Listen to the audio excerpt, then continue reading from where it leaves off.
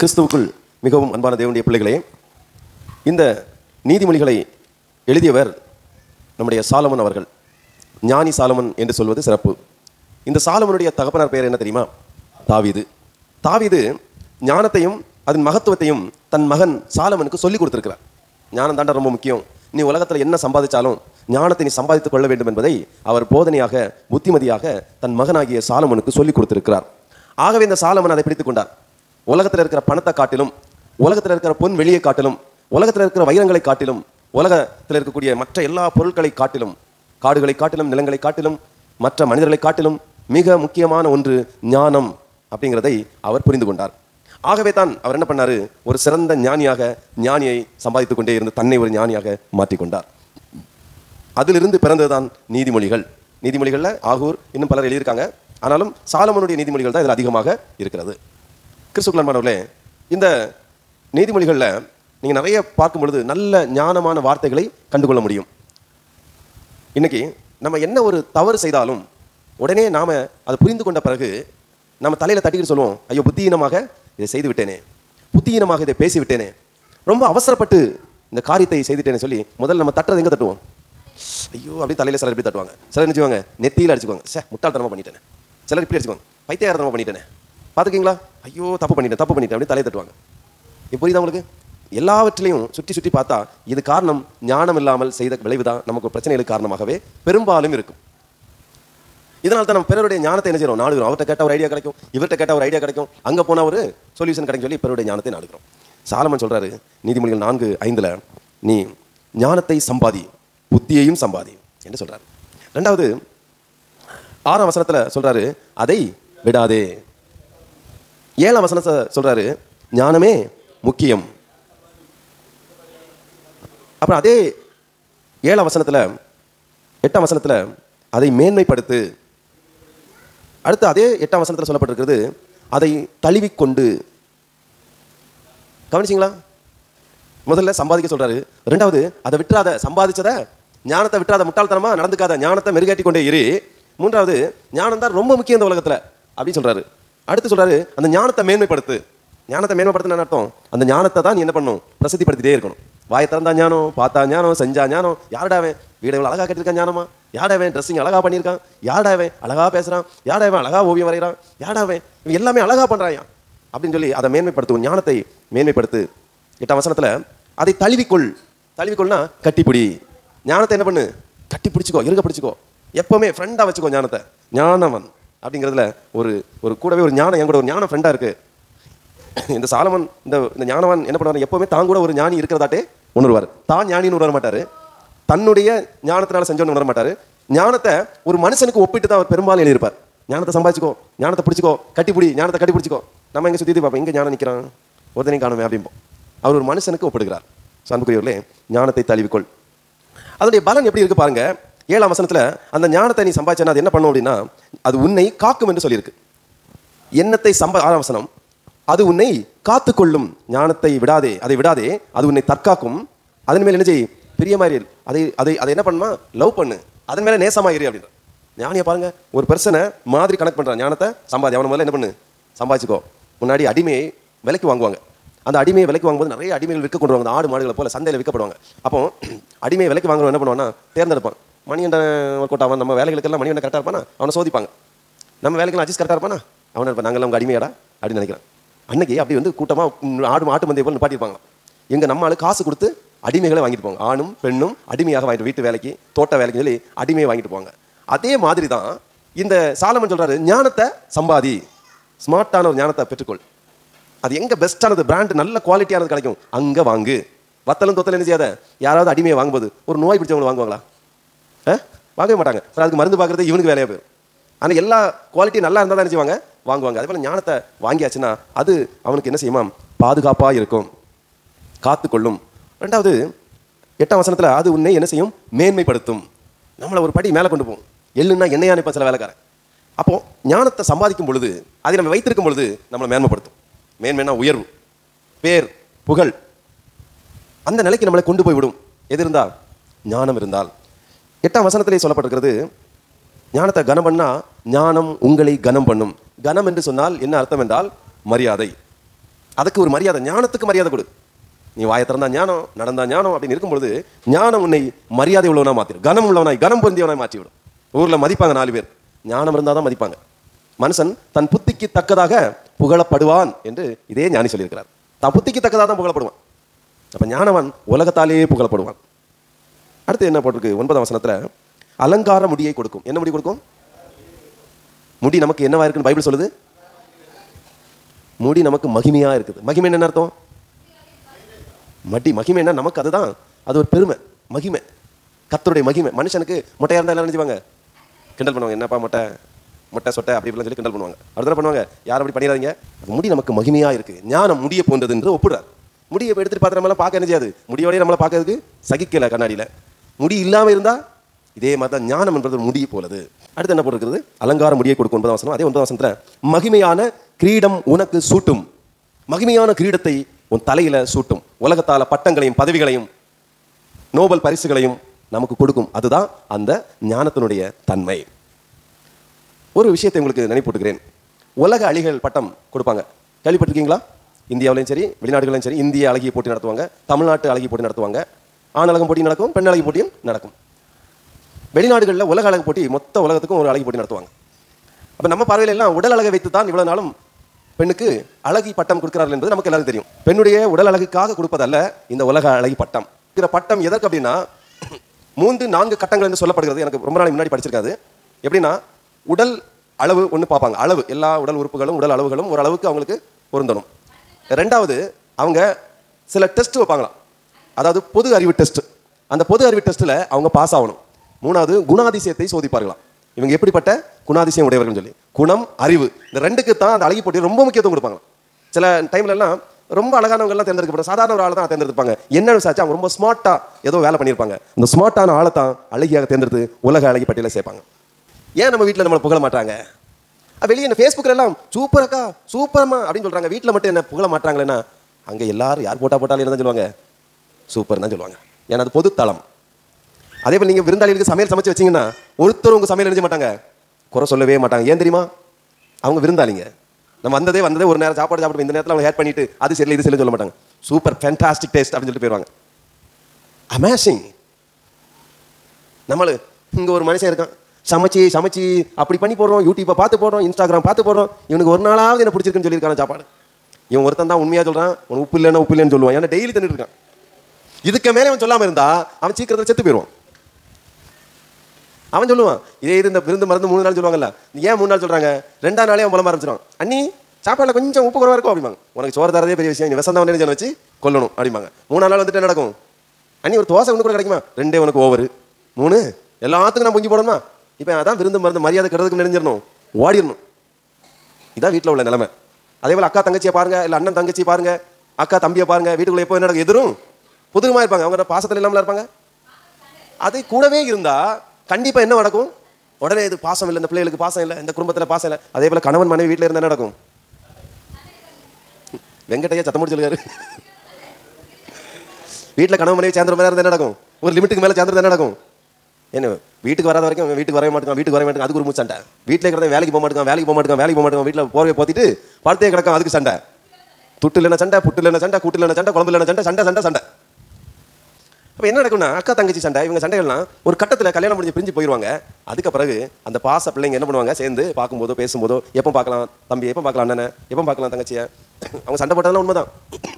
தூர தள்ளி பிரிஞ்சிருக்கும் போது அந்த பாச உணர்வுகள் தெரிய வரும். Price the Lord. அதே போல தான் ஒவ்வொரு உறவுகளையும் ஒரு சின்ன கேப் இருந்தால் என்ன நடக்கும்? அந்த பாசம் கூடவே இருந்தால் தெரிய போகிறதில்ல.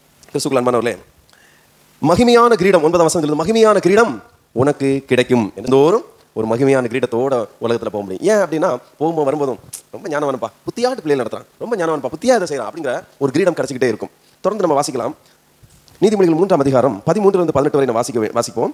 ஞானம் என்ன செய்யும், என்ன மாதிரிலாம் பண்ணும்? ஞானத்தை கண்டடைகிற மனுஷனும் புத்தியை சம்பாதிக்கிற மனுஷனும் பாக்கியவான்கள். அதன் வர்த்தகம் வெள்ளி வர்த்தகத்திலும் அதன் ஆதாயம் பசும்பொன்னிலும் உத்தமமானது. ஞானத்தை கண்டடைகிற மனுஷனும் புத்தியை சம்பாதிக்கிற மனுஷனும் யாரா? பாக்கியவான் என்று வேதம் சொல்லுது. அந்த தேவனுடைய பிள்ளைகளே, இந்த உலகத்துல நீங்க என்ன சம்பாதிச்சாலும் ஞானத்தை சம்பாதிங்க, அதுதான் உங்க வாழ்க்கைக்கு ரொம்ப முக்கியமானது. 2வது, புத்தியை சம்பாதிக்க, அவங்க ஆசீர்வாதமாக இருப்பார்கள். 14ஆம் வசனம், அதன் வர்த்தகம் வெள்ளி வர்த்தகத்திலும் அதன் ஆதாயம் பசும் பொன்னிலும் உத்தமமானது. ஒரு வியாபாரத்துக்கு போல பேசுறாரு. நீ தங்கத்தையும் வெள்ளியையும் நீ சேர்த்து வைக்கிற, அது ஒரு நாள் மிகப்பெரிய பணத்தை உனக்கு திருப்பி கொடுக்கும். அது விளைஞ்சிக்கிட்டே இருக்கும், பணமாக அது என்ன பண்ண பெருகிக் கொண்டே இருக்கும். இதே போல இந்த ஞானமும் நீ சேர்த்து வச்சேன்னா அது என்ன பண்ண பெருகிக் கொண்டே இருக்கும் என்று ஞானி சொல்லுகிறார். பிள்ளைகளுக்கு ஞானத்தை கற்றுக் கொடுங்கள். ஞானம் இருந்தா அவன் இந்த உலகத்தை என்ன செய்வான்? தன் கொடைக்குள்ளே கொண்டு வருவான். ஒரு காலத்துல உங்களுக்கு தெரியுமா, நம்முடைய இந்திய தேசத்துல கனிம வளங்களாகிய நிறைய வளங்கள் நமக்கு இருந்தது, இப்பொழுதும் இருக்கிறது. அப்போ அந்த கனிம வளங்கள்ல தங்கம், வைரம், வைடூரியம், இரும்பு, செம்பு, இப்படிப்பட்ட நிறைய கனிம வளங்கள் நம்முடைய இந்தியாவில் இருக்கிறது, மண்ணில இருந்து எடுக்கிறாங்க. ஆனால் ஒரு நாள் நாம என்ன பண்ணியிருந்தோம், சாப்பாட்டுக்கு வழி இல்லாம கஷ்டப்பட்டு கொண்டிருந்தோம். கஷ்டப்பட்டு கொண்டிருந்த சமயத்துல வெளிநாட்டிலிருந்து 2 விதமான மனிதர்கள் வந்தாங்க. ஒன்று, இந்திய நாட்டை சிறைபிடித்த அடிமைப்படுத்திய பிரிட்டிஷ் அரசாங்கம் இந்தியாவுக்குள்ளே வந்தது. அவர்கள் வந்து இந்தியாவை கைப்பற்றி இந்தியாவை ஆட்சி செய்து கொண்டிருந்தார்கள். அது மாத்திரமல்ல, இந்தியர்களை கொண்டு நிலங்களை தோண்டி அவர்கள் கனிம வளங்களை எடுத்து கடல் வழியாக கப்பலை கொண்டு வியாபாரம் செய்தார்கள். இந்தியாவில் உள்ள மண்ணில் உள்ள அந்த கனிம வளத்தில் கிடைத்த அந்த வைரங்கள், அந்த தங்கங்கள், இவைகள் எல்லாவற்றையும் வியாபாரம் செய்தார்கள். இவர்களுக்கு என்ன கொடுத்தார்கள்? இந்தியர்களாகி நமக்கு என்ன கொடுத்தார்கள்? சாப்பாடு, சின்ன கூலி, அவ்வளவுதான். அடிமையாக நாம் இருந்தோம். காரணம், நமக்கு என்ன இல்லாம இருந்துச்சு அன்னைக்கு? ஞானமே இல்லாம, விவரமே இல்லாம இருந்தோம். இவைகளை எடுக்க வேண்டும், விற்க வேண்டும், ஞானம் இல்லை. அன்றைக்கு இருந்த ஒரு சில ஞானிகள் தான் விவேகானந்தர், அம்பேத்கர், இன்னும் ஒரு சில தலைவர்கள், அண்ணா. இதுக்கு முன்னாடி நடந்த பிரிட்டிஷ், நான் சும்மா சொல்றேன். அந்த காலகட்டங்களில் இப்படிப்பட்ட சில ஞானிகள் என்ன பண்ணாங்க? பணம் கொடுத்து படிக்க போனாங்க. எங்க ஞானம் கிடைக்கும்? புத்தகங்களை வாங்கி குவித்தார்கள். இன்றைய போல தங்கம் வாங்கி குவிக்கல, என்ன குவித்தார்கள்? புத்தகங்களா வாங்கி குவித்தார்கள். அவர்கள் வீடுகளில் குறைந்தபட்சம் லைப்ரரி ஒன்று இருக்கும். புத்தகங்களை வாங்கி குவித்து ஞானவான்களானார்கள். அறிஞர் அண்ணானாலே அவர் பேரு அண்ணா. ஆனா அவருக்கு எப்படி அறிஞர் வந்துச்சு? ஞானம், அறிஞர் அவர். அவருடைய வார்த்தைகள் ஒவ்வொன்றும் கேட்டுக்கொண்டே இருக்கலாம். அந்த நாட்கள் அவருடைய ஞான வார்த்தைகளை கேட்க ஆயிரக்கணக்கான மக்கள் கூடுவார்களாம். ஒருவேளை அவர் கட்சி தலைவராக இருக்கலாம், நமக்கு தெரியாது. ஆனால் அவருடைய புத்தகங்களும், அவருடைய வார்த்தைகளும், அவருடைய செயல்பாடுகளும், அவருடைய புரட்சியும், அவருடைய ஒவ்வொரு எழுத்துக்களும் இன்னைக்கு ஒவ்வொரு மனிதனையும் மாற்றி இருக்கிறது என்றால் அது மிகையாகாது. பெண் அடிமைத்தன விடுதலை போராடினார். கல்வி அறிவு கட்டாயமாய் வேண்டும் என்றார். ஒவ்வொரு குடும்பமும், ஒரு மனிதனுக்கு, ஒரு மனுஷனும் மனிதியும் எந்த ஒரு மனிதனுக்கு அடிமையாக்க கூடாது என்றார். குறிப்பா சொன்னார், சிலை வழிபாட்டை எதிர்த்தார். கடவுளே இல்லாதவன் என்று என்னை சொன்னாலும் பரவாயில்லை, இந்த முட்டாள்தனமான பிசினஸை நான் எதிர்க்கிறேன். எந்த ஒரு மனிதனும் என்ன செய்யக்கூடாது? ஒரு மனிதனையோ ஒரு கல்லையோ பொருளையோ வணங்கக்கூடாது. அவர் கிறிஸ்தவராக அறிமுகப்படுத்தலையே, ஞானத்தை கொண்டு போதனைகளை செய்தார். இப்படி அநேக தலைவர்களை நாம் சொல்ல முடியும். அதனால தான் அறிஞர் அண்ணா. அதே போல விவேகானந்தர், அவர் ஞானின்னு தான் குறிப்பிட்டிருக்காங்க. நம்மளுக்கு தான் அவர் சுவாமின்னாங்க. அவர் சொன்னார் நான் ஞானி அப்படின்னாரு. நம்மளுக்கு இல்லை, நீங்க சுவாமி அப்படின்னாங்க. இன்னைக்கும் 10 பேருக்கு போதிக்கிற ஒரு சாமியார ஞானி, அவர் பெரிய சாமி அப்படின்றாங்க. கொஞ்சம் ஞானமாக இருந்தாலும் அவர் சாமி ஆக்கிடுறாங்க. சாமி இல்லப்பா, ஞானி அப்படின்னாரு. அவர் சொன்னாரு, முக்தி வேண்டுமானால் நீங்க யாரை அணுக வேண்டும்? இயேசுவை அணுகுங்கள். முக்தின்னா ஞானம்னு அர்த்தம். முக்தி வேண்டுமானால் இயேசுவை அணுகுங்கள். ஒருவரும் கற்பனை செய்து பார்க்க கூடாத இடத்தில் இருக்கக்கூடிய கடவுள் அவர் ஒருத்தர் தான் அப்படின்னார். அன்னைக்கு கிறிஸ்தவர், முஸ்லீம், இந்து அப்படின்னு எதுவுமே பேர்கள் இல்லை அன்னைக்கு. அதனால அவர் கிறிஸ்தவ லிஸ்ட்ல எடுக்க முடியல, இந்து லிஸ்ட்ல எடுக்க முடியல. அவரே சொல்றாரு, இந்து ஒரு மதம் இல்லை அப்படின்னார். நீ இந்த புத்தகத்தை படிச்ச யாராவது, அவருடைய புத்தகங்களை படிச்ச யாராவது ஒருத்தர் சொல்லிட்டு போவோம் விவேகானந்தர் இந்துன்னு சொல்லவே முடியாது. அவர் ஞானி தான் உலக அறிஞர்கள் சொல்றாங்க. அவர் சிறந்த ஞானி. என்ன அவருடைய குறிப்பு சொல்லுது? அவர் வக்கீல் படிச்சவர் சொல்லுது. அப்ப ஞானம் வந்து எவ்வளவு வேலை செய்து பாருங்க. காந்தியடிகள், தலைவர்கள் எல்லாம் ஏன் சொல்றேன்னா, அவங்க இந்த சிறந்த ஞானத்தை வச்சுதான் அன்றைக்கு இந்த உலகத்தை ஜெயித்தார்கள். எப்படி மகாத்மா காந்தி அப்படி பண்ணாரு? இன்னைக்கு மகிமையான கிரீடத்தை சூடி இருக்கிறார். இந்தியாவின் தேச தந்தை அப்படிங்கிற மகிமை அவர் கிரீடம் அவருக்கு இருக்கு. காரணம் என்னன்னா, நல்லா படிச்சவர். வெளிநாடுகள் எல்லாம் போய் படிச்சுட்டு வந்தார் மகாத்மா காந்தி. வெள்ளையர்கள் இந்தியாவை ஆண்டு கொண்டு இருக்காங்க, மக்களை அடிமைத்தனப்படுத்திட்டு இருக்காங்க. இந்த காலகட்டத்தில் பிரிட்டிஷ்ல இருந்து மிஷினரிகள் இங்க வந்தாங்க. மிஷினரிகள் சொன்னா கிறிஸ்தவ சுவிசேஷகர்கள். இவங்க இந்தியாவில் வந்து ஆண்டுடைய வார்த்தையை கொடுத்து, அன்பையும் கொடுத்து, ஆடைகளை கொடுத்து, ஆகாரத்தை கொடுத்து, மெடிக்கல் மருத்துவ உதவிகளை செய்து, இந்த மக்களுக்கு தொழில் சொல்லிக் கொடுத்து, இவர்கள் இப்படி செய்தாலும் பெரும்பாலான மக்கள் இவர்களும் பிரிட்டிஷ்காரர்கள் சொல்லி இவர்களுக்கு ரொம்ப தொந்தரவு கொடுத்துருக்காங்க. ஆனால் நிறைய மிஷனரியுடைய வாழ்க்கை வரலாறு படிக்கும் பொழுது நம்ம இந்தியர்களை விட பிரிட்டிஷ் அரசாங்கம் தான் இந்த மிஷனரிகளை அதிகம் தடை செய்ததாம். நீங்கள் இந்த மக்களை வேலை செய்ய விடாமல் தடை செய்கிறீர்கள், பைபிள் படிக்க சொல்கிறீர்கள், பைபிளை கற்றுக் கொடுக்கிறீர்கள், முதல்ல இந்த நாட்டை விட்டு வெளியேறுங்கள் சொல்லி அவர்களுக்கு ரொம்ப நெருக்கடி கொடுத்தது பிரிட்டிஷ் அரசாங்கம் தான் என்று சொல்லி வரலாறு சொல்கிறது. அதில் ஒருத்தர் மிக கஷ்டப்பட்டவர் வில்லியம் கேரி. அவருக்கு அனுமதியே கொடுக்கல. குறிப்பிட்ட இடத்துல வந்து அவர் கப்பலை இறங்கணும், அங்கே இறங்கணும் தடுத்து நிறுத்திட்டாங்க, கப்பலை திருப்பி அனுப்பிட்டாங்க. அவர் வேற வழியாக உள்ள இந்தியாவுக்குள் நுழைஞ்சிட்டார் வில்லியம் கேரி. அவர் அவருடைய வார்த்தையை 40 மொழியில் கொடுத்துட்டார். இப்படி மிகவும் நெருக்கமான சூழ்நிலையில் அடிமைப்பட்டு ஜனங்கள் இருக்கும் பொழுதுதான் மகாத்மா காந்தி உருவெடுக்கிறார். அவர் ஞானத்தை உபயோகப்படுத்துகிறார். வேதத்தை படிச்சிருக்கிறார். அவருக்கு பிடிச்ச வசனம் எது தெரியுமாமா? சாந்த குணமுள்ளவர்கள் பாக்கியவான்கள், அவர்கள் பூமியை சுதந்திரித்துக் கொள்வார்கள். இந்த மகாத்மா என்ன அவ்வளவு பெரிய சிறப்பான ஞானத்தை வெளிப்படுத்துறார் அப்படின்னா, பிரிட்டிஷ்காரனே ஒரு சுதந்திரத்தை இந்தியாவுக்கு கொடுக்கறதுக்கு இந்த ஒரு சாதாரண ஒரு மகாத்மா காந்தியோட ஞானம் தான் அது ரொம்ப அவரை மெய்சலுக்கு வச்சிருக்கு. பிரிட்டிஷ்கார ராணுவ தளபதி சொல்றாரு, மகாத்மா காந்தி கத்தி எடுத்திருந்தாரு, நான் என்ன பண்ணிருப்பேன்? அருவாளை எடுத்திருப்பேன். அவர் துப்பாக்கி எடுத்திருந்தா நான் பீரங்கியே எடுத்திருப்பேன். ஆனா இந்த மகாத்மா காந்தி எடுத்த ஆயுதத்துக்கு எதிராக போரிட என்கிட்ட ஆயுதமே இல்லை அப்படின்ட்டார். அப்படி என்ன ஆயுதம் எடுத்தார் அப்படின்னு பார்த்தா, அகிம்சை என்னும் ஆயுதம், சகிப்புத்தன்மை என்னும் ஆயுதம், சாந்தம் என்னும் ஆயுதம், அன்பு என்னும் ஆயுதம். அவர் உப்பு சத்தியாகிரகம், உண்ணாவிரதம், அது இதை சொல்லி அன்பதான் மேற்கொண்டார். அறவழியில போர் செய்தார். இதற்கு எதிராக என்கிட்ட ஆயுதமே இல்லை, உங்க இந்தியாவை நீங்க வச்சுக்கோ, கொஞ்சம் விட்டு கொடுத்துட்டு போறாங்க. சுதந்திர இந்தியாவை நமக்கு கிடைச்சது. ஞானம் எவ்வளவு வேலை செஞ்சு பார்த்தீங்களா? இதே போல தாவீதின் குமாரனாகிய சாலமோன் தன் ஞானத்தினால அவர் ஆண்ட வருடங்கள்ல ஒரு யுத்தம் கூட நடைபெறவில்லையாம். காரணம் ஞானம். எதுக்கு சண்டைப்பா? எதுக்கு யுத்தம்? நாட்டு ராஜா பேசுற வார்த்தைகளை, ஞான வார்த்தைகளை கேட்க ராஜாக்கள் குவிந்தார்களாம். காணிக்கையில் குவிந்தது, வைரங்களும் வைடூரியங்களும் கப்பல் வந்து இறங்கியது ராஜாவின் ஞான வார்த்தைகளை கேட்பதற்காக. அப்ப ஞானத்தை சம்பாதிக்கணும். என்னத்தை சம்பாதித்தாலும், ஆமா, இன்னைக்கு சர்டிபிகேட்டுக்காக பிள்ளைகளை படிக்க சொல்லக்கூடாது. படி, உனக்கு என்ன வரணும்? ஞானம் வரணும். ஒரு காலத்துல படிக்க சொன்ன எதுக்கு தெரியுமா? பிள்ளைக்கு பொது அறிவு வரணும், ஞானம் வரணும்னு சொல்லி படிக்க வச்சாங்க. இன்னைக்கு எதுக்கு தெரியுமா படிக்க வைக்கிறாங்க? நீ சர்டிபிகேட் வாங்கணும், நீ ஜெயிக்கணும், அவ்வளவுதான். நீ என்ன பண்றியோ எப்படியாவது இந்த கிளாஸ் எரிஞ்சிரு, படிச்சு பாஸ் பண்ணி யாரும் சொல்றது இல்ல. எப்படியாவது நீ பாஸ் பண்ணிரு, அவ்வளவுதான் போதும் எனக்கு, எப்படியாவது பாஸ் பண்ணிரு அப்படின்னு நம்ம சொல்லி அனுப்புறோம். இந்த வார்த்தையை விட்டு நீ படிச்சு பாஸ் பண்ணா. நம்ம எங்க படிக்கிறோம்? இப்போ டெய்லி படிக்கிறோம். என்ன யூனிவர்சிட்டியில?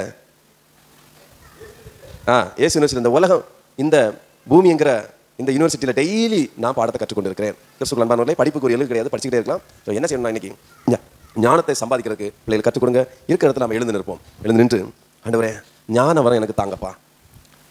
இந்த குடும்பத்தை நடத்துவதற்கு ஞானம், பிஸ்னஸை நடத்துறதுக்கு ஞானம், நான் வாழ்றதுக்கு ஒரு ஞானம், இன்னும் படிக்கிறதுக்கு ஒரு ஞானம், வாழ்க்கையில முன்னேறதுக்கு ஒரு ஞானம், எனக்கு ஞானம் வேணும். யாக்கோபு 1:5 சொல்கிறது, ஞானத்தை எப்படி சம்பாதிப்பது, எப்படி பெற்றுக்கொள்வது அப்படின்னு சொல்லிட்டு நமக்கு ஒரு கேள்வி இருக்கும். யாக்கோபு 1:5 வாசிங்க. யாக்கோபு ஒரு அருமையான ஆலோசனை சொல்லுகிறார். உங்களில் ஒருவன் ஞானத்தில் குறைவுள்ளவனாக இருந்தால் யாவருக்கும் சம்பூர்ணமாய் கொடுக்கிறவரும் ஒருவரையும் கடிந்து கொள்ளாதவருமாகிய தேவனிடத்தில் கேட்க கடவன், அப்பொழுது அவனுக்கு கொடுக்கப்படும். ஆண்டவரிடத்துல கேளுங்க. நான் ஒவ்வொரு டைமும் ஆண்டவருடைய சமூகத்தில் உட்கார்ந்து, ஆண்டவரே எப்படி என்ன பண்ண போறேன் தெரியலையே, படிப்பறிவு இல்லை, எந்த பழக்க வழக்கங்கள் பெரிய ஆளுகிட்ட இல்லை, இவ்வளவு பெரிய பொறுப்பை நான் எப்படி செய்யறது? சில இடங்களில் வேலைக்கு போய் அவமானப்பட்டு வந்திருக்கோம், கிண்டல் பண்ணியிருக்காங்க, இவனுக்கு இது தெரியல அது தெரியலன்னு சொல்லி மிக மிக கஷ்டப்பட்டிருக்கோம். யாசல்னு ஒரு கம்பெனியில் வேலை பார்த்தேன், அங்கெல்லாம் ரொம்ப அவமானப்படுத்தினாங்க. நான் வந்து ஆடுவேன், ஆண்டவரே எனக்கு ஞானம் இல்லையே, கிண்டல் செய்கிறார்களே. இன்றைக்கு நிலைமை என்ன தெரியுமா? ஒரு பேங்க்ல போனா செல்லாம் ஃபில்அப் பண்ண தெரியாது, எப்படி இதை ஃபில்அப் பண்ண தெரியாது. ஒன்லி ஹிந்தியில் இருக்கும், இல்லை இங்கிலீஷ்ல இருக்கும், தமிழ்ல இருக்காது. இன்னைக்கு எது நிலவரம்? தமிழ்ல இருக்காது. இன்னைக்கு அந்த ஒரு செக்கில் எல்லாம் சைன் போட்டு கொடுக்குற அளவுக்கு மாத்திட்டார். கையில் உயர்த்து கத்திர ஸ்தோத்திரிங்க. பேமெண்டா செக்கில் சைன் டைம்ல செல்லாம் எழுதி அந்த பேங்க்குள்ள கொடுத்த உடனே அங்க என்ன எழுதுன்னு சொல்லுவான், இந்த ரூபாயை எழுத்தால எழுதி கொடுமா. எப்படி எழுத? தமிழ்ல எழுதுனா நம்மளை தப்பா நினைப்பானே, இங்கிலீஷ்ல எழுத ட்ரை பண்ணுவோம், வராது. இப்போ என்ன பண்றோம்? இங்கிலீஷ்ல எழுதி கொடுக்குறோம். எழுதி கொடுத்தா டேட் தப்பா இருக்கு, தப்பா இருக்கு, தப்பா இருக்கு, திருத்தி கொண்டு வாங்க. மறுபடியும் கிழிச்சு துறை போட்டு அடுத்த எடுத்து எழுதி கொடுப்போம். எழுத்து எனக்கே புரியாது, பயங்கர கஷ்டம். இன்னைக்கு என்ன நடக்குது? சார் நீங்க அங்க உத்தரவு கொடுத்தா போதும், நான் எங்க டெபாசிட் பண்ணுமோ நானே செல்லாம் ஃபில் பண்ணி டெபாசிட் பண்ணிடுறேன். யார் சொல்றா? மேனேஜர் சொல்றாரு. ஞானம் நம்ம எங்க கொண்டு விட்டுருக்கு பாத்தீங்களா? சார் ஒரு வார்த்தை, எங்க அக்கௌண்ட், எங்க பேங்க்ல அக்கௌண்ட் வைங்க சார், நான் உங்க கம்பெனிக்கு வரேன், உங்க எம்ப்ளாயிஸ் எல்லாம் எங்க கம்பெனில அக்கௌண்ட் தொடங்க சொல்லுங்க சார், நான் உன்னை ஜீரோ அமௌண்ட் கொடுப்பியா? கொடுக்குறேன் சார். அப்படின்னா வா, அக்கௌண்ட்ல பேலன்ஸ் என்ன மைனஸ் பண்ணக்கூடாது, சரியா? சரி அப்போ வா. எவ்வளவு பெரிய அதிசயத்தை ஆண்டு செஞ்சிருக்கா பாருங்க. அது மட்டும் இல்ல, என்னோட வயசுல மூத்தவங்க, என்னோட படிச்சவங்கள நான் வேலை வாங்குறேன். ஐயா இதை பண்ணுங்க ஐயா, வேகமா பண்ணுங்க ஐயா, ஐயா இதை எடுத்து கொடுங்க ஐயா. பேசலாம். நிறைய பேர் கட்டளை எடுக்கிறோம். சாலமன் ஞானி தான் செஞ்சார். ஆண்டவர்கிட்ட கேட்கணும், தேவனிடத்துல கேட்டு பெற்றுக்கொள்ளணும். 2வது ஒரு வசனத்தை வாசிக்கிறோம். நீதிமொழிகள் 1:7 வாசிக்கும் பொழுது, கர்த்தருக்கு பயப்படுதலே ஞானத்தின் ஆரம்பம். நீ எப்ப ஆண்டவருக்கு பயப்பட ஆரம்பிக்கிறீங்களோ ஞானம் பிறக்க ஆரம்பிக்கும். நான் ஏற்கனவே உங்களுக்கு சொன்னேன், உலகத்துல உலக அழகி பட்டம் அழக வச்சு கொடுக்கறது இல்ல, உலகாளிப்பட்ட கருப்பானவங்களும் வாங்கியிருக்காங்க. எல்லா தகுதியும் இருக்கணும் அவங்களுக்கு, ஞானம் இருக்கணும். முதல்ல அந்த ஞான அறிவை தான் அவங்க முதல்ல சோதிப்பாங்க. இந்த சோதனையில வெற்றி பெற்றா மட்டும்தான் அவங்களுக்கு first prize, second prize, third prize கொடுப்பாங்க. இதிலிருந்து அந்த பட்டத்தை, அந்த கிரீடத்தை நம்ம பெற்றுக்கொள்ளணும். அந்த நாட்களில் பிரிட்டிஷ் அரசாட்சி நடந்துச்சு. அவன் அறிவை உபயோகப்படுத்தி இங்க இருக்க வணிக வளங்களை எடுத்துட்டு போனா. இன்னைக்கு நம்மளே என்ன செய்யறோம்? நமக்கு அறிவு வந்ததுனால நாமளே தோண்டி எடுத்து நாமளே எக்ஸ்போர்ட் பண்ணோம். இதுதான் அறிவு. ஒரு காலத்துல நம்ம வாசிச்சாதான் எனக்கு என்ன செய்யும்? மியூசிக் வரும். இப்போ நான் நினைச்சாலும் என்ன செய்யலாம்? வாசிக்கலாம். என்ன பண்ணணும்? அவ்வளோதான், உபயோகப்படுத்தணும், ப்ராக்டிஸ் எடுக்கணும், அவ்வளோதான். ஒரு காலத்துல குறிப்பிட்ட ஆள் தான் என்ன செய்ய முடியும்? போதனை கொடுக்க முடியும். இப்போ யாரும் பிரசங்கம் பண்ணலாம்? நீங்களும் பிரசங்கம் பண்ணலாம், நீங்களும் பாடலாம். அறிவு யூஸ் பண்ண, அவ்வளோதான். கர்த்தருடைய கிருபை. மூன்றாவது, சாலமன் 1 ராஜாக்கள் 4ஆம் அதிகாரத்தில் வாசிக்கும் பொழுது ஆண்டவர் கேட்கிறாரு, சாலமனே கனவுல கேட்கிறாரு, உனக்கு என்னப்பா வேண்டும்? அப்படி கேட்டோன்னே சாலமன் சொல்றாரு, ஐயா எனக்கு பொண்ணோ வெளியோ எதுவும் வேண்டாம், இந்த ஜனங்களை நடத்துவதற்கு ஞானத்தை தாங்கன்னு கேட்டாரு. இன்னைக்கு உங்க கனவுல ஆண்டவர் வந்து கேட்டா என்ன சொல்லுவீங்க? யாரா ஒருத்தர் இன்னைக்கு ஞானத்தை கேட்க வாய்ப்பு இருக்கா? இப்ப நாமெல்லாம் யாரா நினைச்சிட்டு இருக்கோம் தெரியுமா? என்ன முட்டாள் நினைச்சீங்களா? நான் அறிவாளி, ஞானவான், நான் எதுக்கு ஞானத்தை கேட்கணும்? எனக்கு இப்ப தேவை என்னது? திட்டு. நான் சொல்றேன் 99.9% வரும் கேட்கக்கூடிய ஒரே கேள்வி, ஐயா திட்டு தாங்க ஐயா.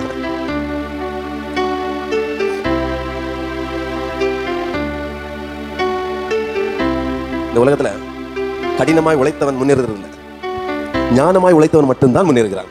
கரங்களை தட்டி கத்திர சோதரிப்போமா? ஒண்ணு வேண்டாம். நம்ம விவசாயிகள் கிராமமா இருக்கனால உங்களுக்கு அறிவுக்கு ஏற்ற மாதிரி சொல்றேன். வடசேரி சந்தை அப்டால நடக்கூடிய கூத்த சொல்றேன். கஷ்டப்பட்டு விவசாயி இங்க இருந்து வெள்ளரிக்காவோ தேங்காவோ ஏதோ ஒன்று சேல்ஸ்கால் கொண்டு போறான். அதை ஒருத்தர் என்ன பண்ணுவான்? உழைக்காம கஷ்டப்படாம ஒண்ணுமே பண்ணாம இடத்தரகரா இருக்கும். ஒரு பைசா இன்வெஸ்ட்மெண்ட் இல்லாம மணி என்ன கொண்டு வரானுங்களா? ஒரு லோடு வெள்ளரிக்கா ஏ மார்க்கெட்டே இல்லை, நீ என்ன கொண்டு வந்திருக்க? இன்னைக்கு அதுக்கு வியாபாரமே இல்லை. 500 ரூபா தான் போகும் கொண்டா ஒரு லோடு. ஒரு லோடு வண்டி வாடகை வராதியா? சரி 1000 ரூபா வச்சுக்கா, 1000 500 மிச்சம் வண்டி வாடகை போக வாங்கிடுவோம். இவன் அந்த வண்டி 2 லோடு இறக்க முன்னாடியே எஜிஸ்ட்ல ஊத்துருவான். நான் ஊத்துருவேன். ஒரு லோடு இருக்குப்பா, 5000 தாரேன் வேணுமா அப்படிமா? 5000 ரூபாயா? 3000 தா, உடனே காசு கொடு. 3000 இங்க வாங்கி எவ்வளவு இருக்கு? நான் இப்போ எவ்வளவு இன்வெஸ்ட் பண்ணேன்?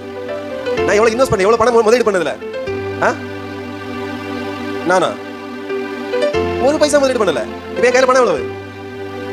இப்ப இதுல என்ன வந்து வெந்துருச்சு? கடின உழைப்பா ஞானமா? துட்டு கேட்கல, துட்டு ஞானத்தை கேளுங்க. இப்ப எது உயர்ந்தது? இன்னைக்கு இந்தியாவில் இருக்க மிகப்பெரிய பணக்காரன் அம்பானி, அதானி செய்யக்கூடிய வேலை. அவர் நம்ம இவ்வளவு திட்டம் பணக்காரன் சொல்றோம், அவன் அவ்வளவு பணம் வச்சிருக்க காரணம் கடின உழைப்பு இல்ல. என்னது?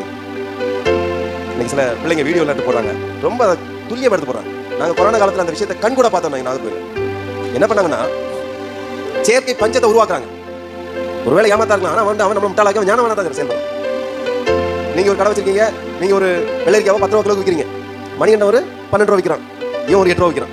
நான் வரேன், இதை 8 ரூபாய்க்கு வாங்கிறேன் மொத்தம் மாட்டு, இவன்ட்ட 12 ரூபாய்க்கு மொத்தம் வாங்கிறேன், 10 ரூபா மொத்தம் வாங்கிறேன். இப்ப எவ்வளவு விற்கிறேன்? 1 கிலோ 100 ரூபா. எனக்கு தெரியும் இந்த தமிழ்நாட்டில் எங்கேயுமே வெள்ளரிக்கா கிடைக்கக்கூடிய சூப்பர் ஸ்டாக்ல யார் வாங்கியாச்சு? நான் வாங்கியாச்சு. இனி நான் வைக்கிறதா விலை 100 ரூபா சார், 50 ரூபாய் ஒரு பைசா வரைக்கும் எங்க வேணா கிடைக்க. ஏன்னா வாங்குறது யார் தான்? இன்னைக்கு இந்தியா இந்த 2 பேர் பண்ற வேலை இதே வேலை. எவ்வளவு எத்தனை ஆயிரம் வித்தியாசப்படுது பாருங்க. நமக்கு மனம் கேட்க மாட்டேங்குது, இதைத்தான் நிறைய பண்ணிட்டு இருக்காங்க. இந்த ஞானம் இப்படிப்பட்ட சில வேலைகளை செஞ்சு பணத்தை கொடுக்கும், குணத்தை கொடுக்கும். இதுல வேற எந்த ஒரு கடின உழைப்பே இல்லை, ஸ்மார்ட்டா திங்க் பண்ணி தான் நீ நிறைய பேர் பணம் சம்பாதிக்கிறேன். அன்புக்குரிய தேவனுடைய பிள்ளைகளே, ஆண்டவர்ட்ட என் பிள்ளைக்கு ஞானத்தை கொடுத்துங்கப்பா. நல்ல வீடு, காரு, பணம் இதெல்லாம் பேசாதீங்க. சாலமன் அழகான ஜெபம் பண்ணாரு, எனக்கு ஞானத்தை கொடுங்க, இந்த ஜனங்களை நடத்துவதற்கான ஞானத்தை கொடுங்க. அவ்வளவுதான் கேட்டார். ஆண்டவர் சொன்னாரு 1 ராஜாக்கள்ல, நீ வந்து பொண்ணோ பணமோ கேட்காம விலை மதிக்க முடியாத ஞானத்தை ஞானமா கேட்டதுனால உனக்கு நான் ஞானத்தை தாரேன். உனக்கு பின்னாடியும் இப்படிப்பட்ட ஞானவான் இருந்ததில்ல, உனக்கு முன்னாடியும் இருந்ததில்ல, உனக்கு பின்னாடியும் வரப்போறது இல்லை இப்படிப்பட்ட ஞானவான் என்று சொல்லி ஆசீர்வதித்தார் ஆண்டவர். அல்லேலூயா. இன்னைக்கு நமக்கு அந்த ஆசீர்வாதம் வேணுங்க. ஊர்ல 10ஓடு 11 ஒரு சாதாரண ஆள்கிட்ட போட்டி போடாம பெரிய கனவை நிறைவேற்றுங்க. நேரத்துக்கு சாயங்காலம் ஒரு சின்ன ஒரு வீடியோ கிளிப் பார்த்தேன், உங்க பேசிட்டு இருந்தேன், இங்கிலீஷ்ல பேசினாங்க. என்னடா சொன்னாங்க? Don't share your big dream, small mind people.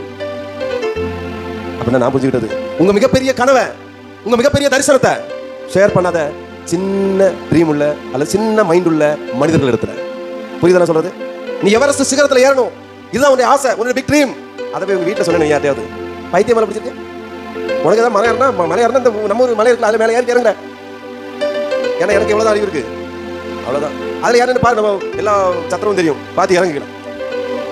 அவங்களுக்கு தெரியாது எவரெஸ்ட் சிகரத்துல ஏறது ஆபத்தா இருக்கலாம், இங்கேயும் ஆபத்தா தட்டி கொண்டு சாவதான வரும், அங்கேயும் ஆபத்தான். ஆனா அது உலக சாதனையில பிள்ளைங்க பேர உலக அளவுல கொண்டு போகும். எவ்வளவு பெரிய சாதனை விஷயம் அவங்க தெரியாது. உங்க பிக் ட்ரீம், நீ கடல்ல பயணிக்க கப்பல்ல பயணிக்க ஆசைப்படுவாங்க, அவங்க பேப்பர் கப்பலை செஞ்சு தருவாங்க, இந்தா நீ இதுதான் லாயக்கு அப்படிம்பாங்க. அதனால எந்த ஆளுகிட்ட இதை ஷேர் பண்ணுமா அவங்கள்ட்ட ஷேர் பண்ணும். உங்க பிக் ட்ரீமை, உங்களுடைய லட்சியத்தை, உங்களுக்கு இருக்கக்கூடிய ஆர்வத்தை, உங்களுக்கு உண்டான உள்ள ஒரு உணர்ச்சி இருக்கணும், இந்த மாதிரி ஆகணும் ஆசைப்படுறீங்களா, இதை எந்த மாதிரி ஆள்கிட்ட கொண்டு போனா உயர்ந்த எண்ணம் கொண்ட மனிதனிடத்துல அந்த காரியத்தை ஒப்படைக்கும் போது அவங்க அந்த அளவுக்கு கொண்டு போவாங்க. Praise the Lord. Don't share your big dreams. உங்களுடைய பெரிய கனவை சின்ன மைண்ட் உள்ள ஆள்கிட்ட ஷேர் பண்ணாது, அவனால புரிஞ்சிக்கவே முடியாது. கற்பனையிலே யாராவது நீ எப்படிப்பா பிளெயினில் யாரை போய் என்ன பண்ண போற தெரியாதவங்க. நமக்கு இதெல்லாம் தேவையாப்பா, அவங்க தப்பா சொல்லல, அவங்களுக்கு அவ்வளவுதான் முடியும். கிறிஸ்துவுக்குள் அன்பானவர்களே, நான் ஒரு 12ஆம் வகுப்புடைய பாடத்தை படிக்க வேண்டும் என்றால் 5ஆம் வகுப்பு படித்தவரிடத்திலே கேட்டால் அதை கற்றுக்கொள்ள முடியாது. 12ஆம் கிளாஸுக்கு மேலே படித்தவரிடத்தில் கற்றுக்கொண்டா மட்டும்தான் என்ன முடியும், கற்றுக்கொள்ள முடியும். அதான் உண்மை. அதே மாதிரி நம்ம எந்த விஷயத்தை யார்கிட்ட கேட்கணுமோ யார்கிட்ட ஷேர் பண்ண அவங்கள்ட்ட தான் பண்ணணும். இல்லைன்னா நம்மள என்ன பண்ணுவாங்க, டிஸ்கரேஜ் பண்ணுவாங்க, என்கரேஜ் பண்ண மாட்டாங்க. கண்களை மூடி அப்படி ஜெபம், ஏசப்பா ஞானம் தாங்க ஆண்டவரே, ஞானம். அல்லேலூயா. எல்லாரும் கேட்போம், ஞானம் இல்லாம எவ்வளவு பைத்தியகாரத்தனமா பேசுறேன், நான் பெரிய ஞானி மாதிரி பேசி கொண்டிருக்கேன். நேற்று தினத்துல கார்ல நாங்க எல்லாம் சேர்ந்து பேசுவோம், சொன்னோம் இந்த உலகத்துல நம்ம கற்றுக்கொள்ள வேண்டிய அநேகம் இருக்கப்பா, நம்ம ஒரு சின்ன துரும்ப கூட இன்னும் கற்றுக்கொள்ளவில்லை. நம்மளாம் ஒரு பெரிய ஆளுன்னு பேசிக்கிட்டு வந்துகிட்டு இருக்கோம். இல்லவே இல்லை, நிறைய இருக்கு படிக்க வேண்டியது, நிறைய இருக்கு, கற்றுக்கொண்டே இருக்கலாம். பணம் மகிழ்ச்சியை தராது, பணம் ஒரு பொருள், அவ்வளவுதான். அதை வச்சு எதையும் வாங்கிடலாம் நினைக்கிறது தவறான ஒரு கருத்து. பண ஆசை எல்லா தீமைக்கும் வேர், அது மனிதனை மதிக்காது, மனங்களை புரிந்து கொள்ளாது. பணம் ஒரு பேய், பணம் எல்லாவற்றுக்கும் உதவும், பணம் அவசியம். பணமே வாழ்க்கையாக ஓடாதீங்க. தேவ பிள்ளைகளை ஏமாந்து போகாதீங்க. பிள்ளைகளுக்கு நல்ல குணத்தை கற்றுக் கொடுங்கள். குணசாலியான ஸ்திரீயை கண்டுபிடிப்பவன் யார்? பணசாலியான ஸ்திரீ அல்ல, குணசாலியான ஸ்திரீ என்றுதான் வேதம் சொல்கிறது. பிள்ளைகள் குணசாலியாக இருக்க வேண்டும். இந்த உலகம் உங்களை துரத்தும், உலக அழகி, உலக அழகன்னு சொல்லி உங்களை துரத்தும், விரட்டி பிடிக்கும். உன் அறிவை தேடும் உலகம். உன் ஞானத்தை மெருகேற்றிக்கொள், உன் ஞானத்தை சேர்த்துக்கொள். உன் வீட்டில் தேடுவாங்க, என் மனைவியால தான் இது முடியும், நான் வந்தால் அந்த காரியத்தை முடித்து தர முடியும், அவளுக்கு தான் ஞானம் இருக்கிறதுன்னு சொல்லுவாங்க. என் பிள்ளையால தான் முடியும், என் மகன் வந்து இதை சரி பண்ணி தருவான். நீ ஞானமானாய் இருந்தால் என் மகளால தான் இது முடியும், அவளுக்கு இந்த ஞானம் உண்டு என்று சொல்லத்தக்கதாக உங்களை தேட வைத்து கொள்ளுங்கள்,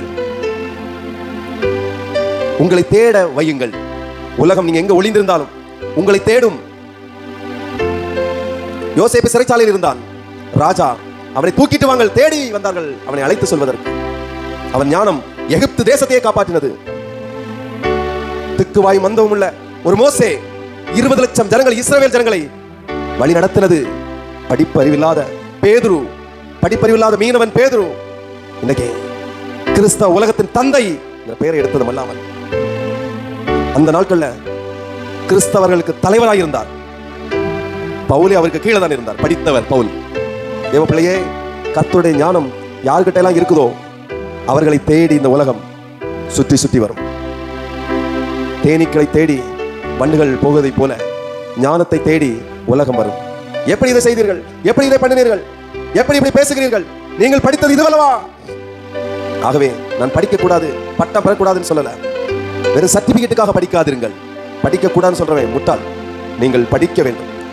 கல்விதான் உலகத்தில் மிக சிறந்த செல்வம். அதை கற்றுக் கொடுங்கள் பிள்ளைகளுக்கு. கல்வி அறிவு இல்லாம இருந்தா நீங்க மற்றவர்களுக்கு அடிமையாகத்தான் இருக்க வேண்டும். கல்வி அறிவு அடுத்த லெவலுக்கு கொண்டு போகும். தேவ பிள்ளையே, ஆண்டவரை பெற்றுக் கொள்ளுங்க. ஞானம் கர்த்தரிடத்திலிருந்து வரும், அறிவு கல்வியிலிருந்து வரும். ரெண்டும் கலக்கும் பொழுது நீ ஒரு மகானாக, நீ ஒரு சிறந்த மனுஷியாக, சிறந்த அறிஞராக, சிறந்த ஒரு மனுஷியாக இந்த உலகத்தில் காட்சி அளிப்பாய்.